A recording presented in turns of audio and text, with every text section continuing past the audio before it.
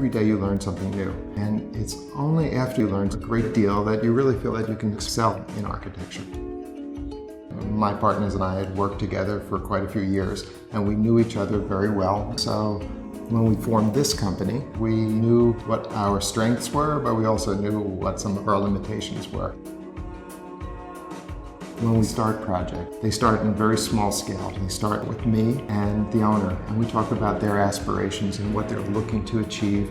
Of course, we want to understand the sort of requirements of their program, but the nuances that are associated with their goals is really more important. From day one, I start in 3D. I take a little tiny component or corner of a building that I'm working on, and I start to draw it. And I look at a window, and then the window becomes a part of the facade, and then a part of the facade becomes part of an elevation. I mask the building in Vectorworks, and then once the project starts to come together and congeal aesthetically, I pick those members of my staff that are most eager to develop a project in that direction. And we try to uncover the essence of the city that we're working in. If we're working in Istanbul, we try to uncover the essence of Istanbul. And we try to seek out the inherent nature of the city and use those aspects and elements in the design. Design is an evolution.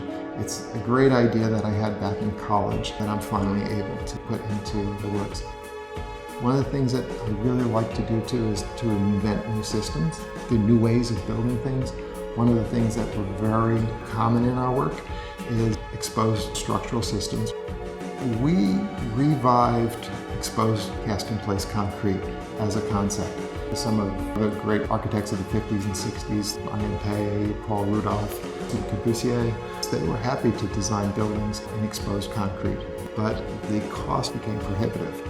So we sought out new technologies and adapted roadway construction technologies to architecture, which now allow us to build buildings that have a great deal of character, are greener, more cost-effective, safer buildings to build because they're built from the inside out, and most importantly, they are creating a brand new aesthetic.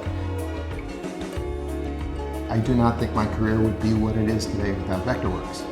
Vectorworks never intimidated me, and I can start a 3D drawing like this, not think anything about it, and I can produce a rendering in a week and a half of a brand new design concept, and I can do it all by myself.